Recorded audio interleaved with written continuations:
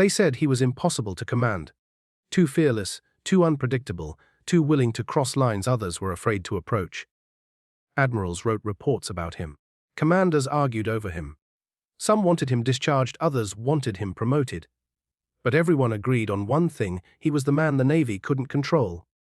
What no one realized, at least not yet, was that the very qualities that made him a problem would one day become the only reason their men survived. And on the day everything went wrong, the Navy would finally understand why some people are born not to follow orders, but to save the people who do. The Navy had seen unusual recruits before, but none like Chief Petty Officer Mason Hale. He wasn't the biggest, or the loudest, or even the most decorated man in his unit. But there was something in him, an energy, a fire, that made even seasoned veterans step aside when he walked through a room. Mason didn't break rules for the thrill. He broke them because the rules were too slow, too cautious, too afraid to do what he believed needed to be done. To him, hesitation cost lives, and he had already lost too many brothers to bureaucracy. Born in a quiet coastal town, Mason grew up watching the sea swallow men twice as strong as him. His father was a fisherman who never came home one stormy night. Mason, only 12 at the time, spent hours staring at the horizon, promising himself that he would become the kind of man who ran toward danger, not away from it. That promise followed him into boot camp, where instructors quickly learned that yelling at him didn't change his mind. Mason obeyed orders only when he believed they made sense. And when they didn't, he found his own way.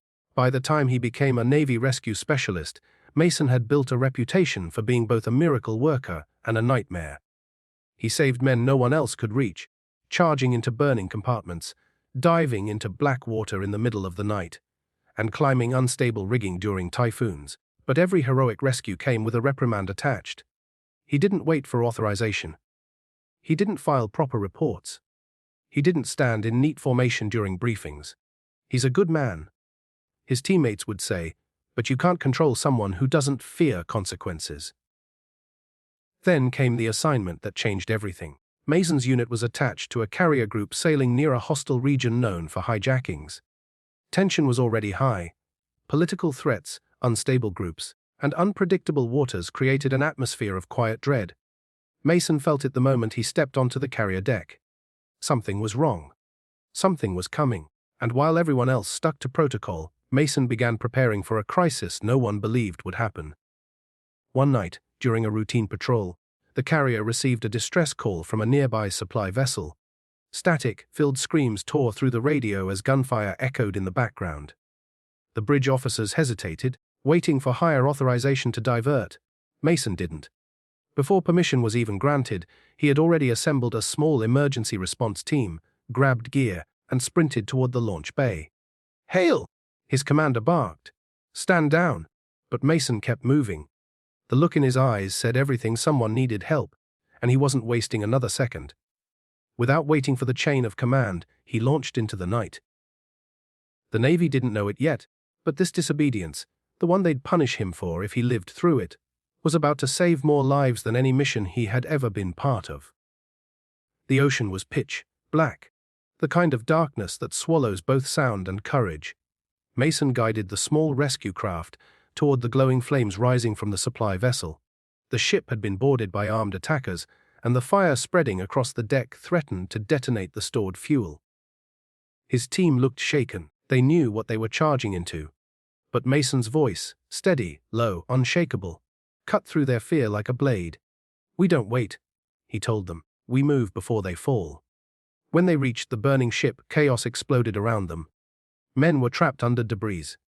Others were pinned down by gunfire. The official orders from the carrier were still coming in, slow, measured, cautious, while Mason was already climbing the ladder onto the flaming deck. His team followed, not because they were ordered to, but because they trusted him more than they trusted the system. Mason moved like instinct itself. He pulled a wounded sailor across the deck just seconds before a fuel canister blew. He charged through smoke so thick it felt like drowning, kicking down a jammed door to reach a group of terrified crew members. The attackers saw him coming and opened fire, but Mason didn't retreat. He grabbed a fallen metal panel, used it as makeshift cover, and pushed forward, inch by inch, until he forced them back long enough for his team to extract the injured. Then the worst happened. The fire reached the engine compartment.